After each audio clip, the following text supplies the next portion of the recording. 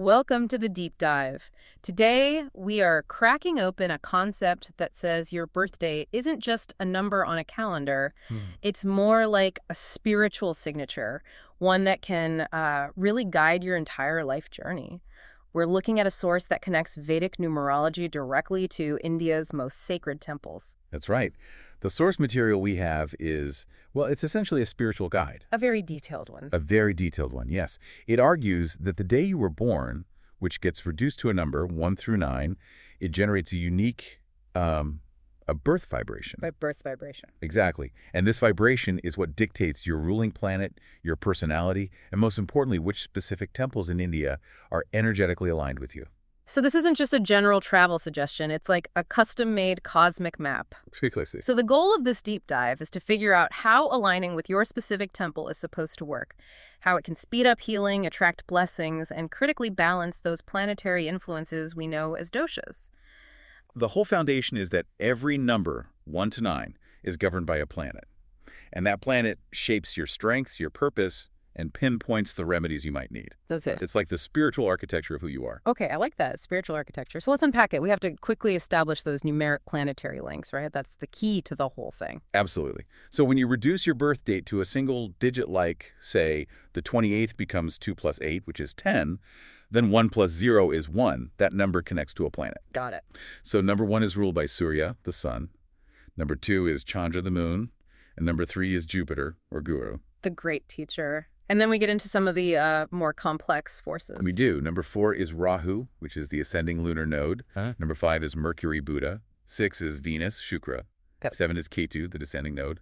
Number 8 is Saturn, or Shani, the planet of karma. And finally, number 9 is Mars, Mangal. Let's just pause on Rahu and Ketu for a second, because for anyone not familiar with Vedic astrology, these aren't actually planets you can see through a telescope.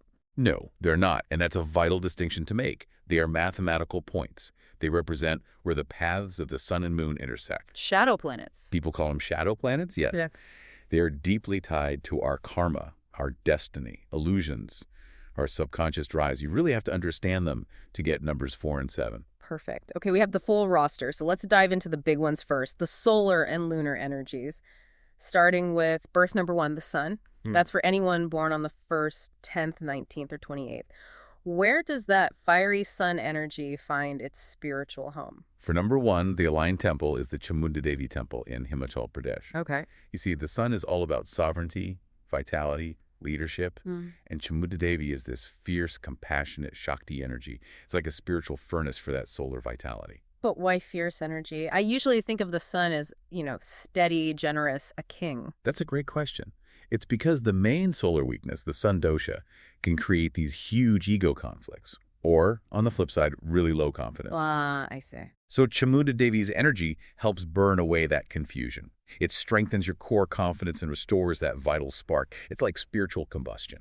That makes perfect sense. And the remedy isn't just showing up, is it? No, not at all.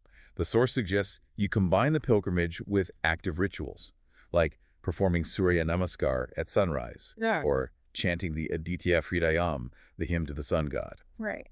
Now let's shift to the opposite energy, the gentle, reflective number 2. This is for those born on the 2nd, 11th, 20th, or 29th.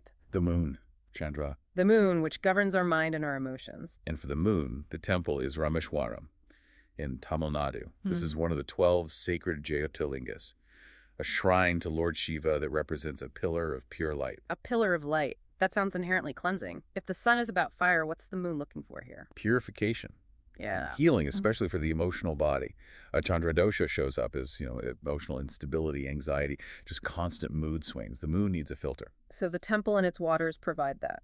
Exactly. The waters there are considered sacred. They're meant to soothe all those mental and emotional disturbances. And the remedy for number 2, it involves that water, right? The source mentions a Rudrabhishek with milk or water and a Tirtha Snan. What does that actually involve? A Rudrabhishek is a ritual bath for the Shivalingam. It's meant to appease Shiva and calm the moon's negative effects. Okay. And the Tirtha Snan is a holy dip, a purification bath, specifically at a spot called Agni Tirtham. That act of immersion is all about releasing those emotional burdens. Letting it all go. Okay, let's move into our next section, wisdom, ambition, and intellect. We start with number 3, Jupiter born on the 3rd, 12th, 21st, or 30th. Yes, Guru, the planet of expansion and teaching. So where do you find that kind of wisdom? You find it at the Somnath Temple in Gujarat, another one of the most revered Jyotirlingas.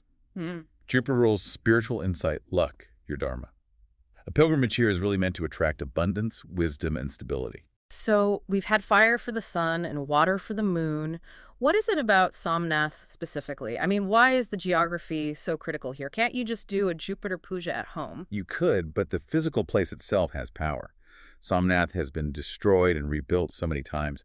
It carries this incredible energy of resilience and spiritual power that has built up over thousands of years. Ah, okay. So if you're at number 3 dealing with a guru dosha, maybe your career is stagnating or you have financial instability, the sheer historical stability of that site acts like an anchor. So the remedy really needs the power of the place itself. Precisely. And the recommended remedy is a Brihaspati puja, making yellow offerings like turmeric or chana dal. Yellow is Jupiter's color. Got it. Okay, now for a really fascinating one. Number 4, Rahu. That's for anyone born on the 4th, 13th, 22nd, or 31st.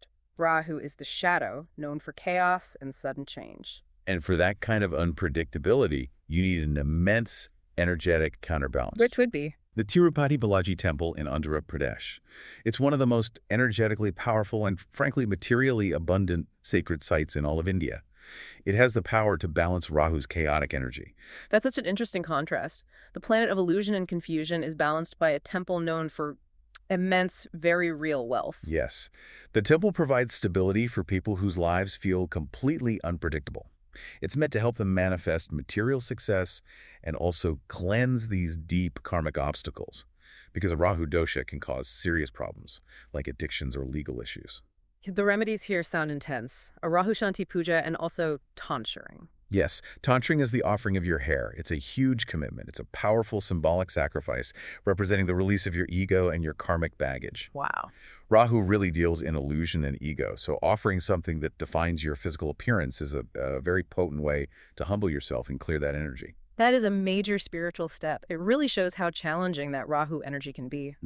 Let's move to number 5, Mercury born on the 5th, 14th, or 23rd. Buddha, the planet of communication, intellect, quick thinking. Where do they go for clarity? They should visit the Siddhivinayak Temple in Maharashtra.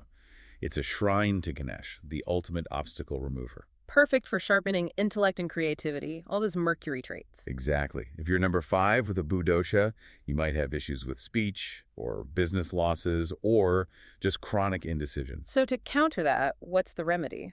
The source recommends the Ganesh Atharvashirsha Path, a key devotional text, or making an offering of Modak. Modak, that's a sweet dumpling, right? Ganesh's favorite. That's the one.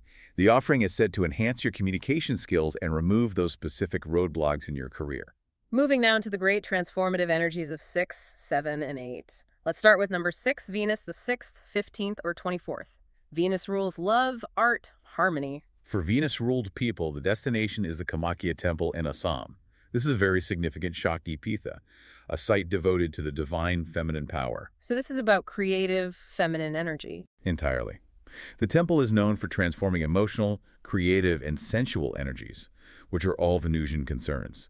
And if you have a Shukra dosha, you might be facing marriage difficulties or financial instability tied to your sense of self-worth. The remedy would be a Devi Puja with white flowers. But the source also mentions something about a festival. Yes, visiting during the Ambubachi Mela, which is an annual fertility festival, it's supposed to be an incredibly powerful time for activating that divine feminine energy and resolving relationship problems. Next up, the mystical number 7, Ketu. 7th, 16th, or 25th. Ketu, the tail of the dragon. It represents introspection, detachment, spiritual insight. Where do they find their spiritual home? At the Mahakaleshwar Temple in Ujjain.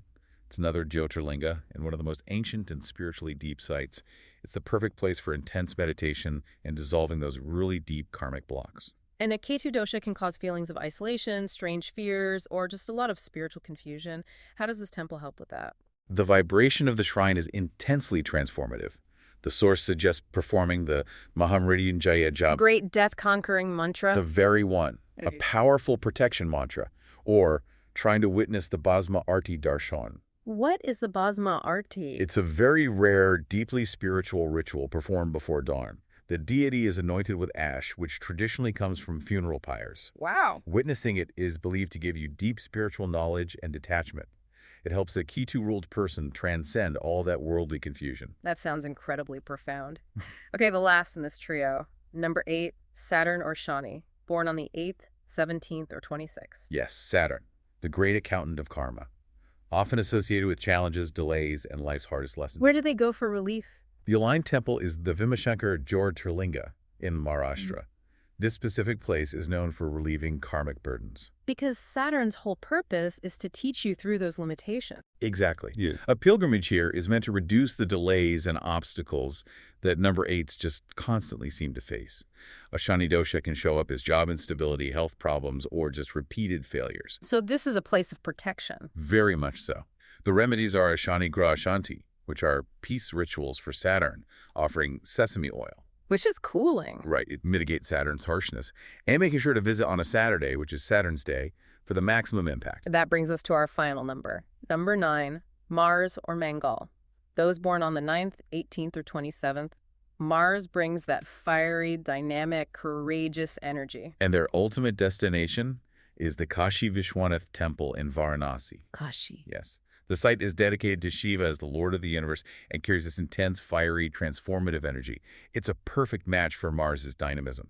It's designed to strengthen courage and help you overcome anger or aggression. And it protects against conflicts, which is key for the Mangal dosha. Yeah. That's the one people associate with marriage delays and property disputes, isn't it? It is. So the core remedy here is very specific. A Mangal Dosh Nivaran Puja, designed to calm down Mars's negative impact. And what else? That puja is paired with the deeply cleansing act of taking a Kashi Ganga Snana bath in the sacred Ganges River. So the water balances the fire of Mars. That's the idea. You know, this whole deep dive, it really makes it clear that the birth number is like a highly sophisticated spiritual compass. It's not just about your personality, it's a prescription. It is entirely prescriptive. Yeah. The source is arguing that visiting these specific temples and doing the right rituals creates this powerful energetic optimization. It's a way to heal your inherent weaknesses and amplify your strengths by going straight to the planetary source. Okay, now for something a little different, shifting gears completely from numerology. Mm-hmm. Our source material included one final forward-looking note, a kind of astrological bonus tidbit. Yes, it did. This note moves away from the personal and looks at broader planetary alignments for the year 2026. The predictions suggest really strong marriage energies for certain zodiac signs. Favorable alignments for long-term commitments. Exactly. For new beginnings, especially around partnerships. So, who are the lucky signs that should be looking out for this commitment energy in 2026? The sources list 5 signs. They should prepare for some significant developments. They are Taurus, Cancer, Virgo, Capricorn, and Pisces. Interesting. For these signs, the alignments suggest a powerful window is opening for establishing deep, lasting bonds. Fascinating. So, to wrap this all up, we've mapped out how your birth number really can define a unique spiritual path for you. Whether you need the leadership energy of the sun at Achimandadeva, or you're trying to relieve the heavy karmic burden of Saturn at Bhimashankar, your vibration tells you where to go. And that's really the core principle here, isn't it? The source defines your birth number as a spiritual compass. So just think about how you can apply that idea of deep alignment to your own life. You know, what personal temple of activity aligns with your internal frequency? So not just a physical place. Right. It could be a creative pursuit if you're Venus ruled, or dedicated service for Saturn, or intense study for Mercury. That conscious alignment, day to day, that's where the real transformation lies.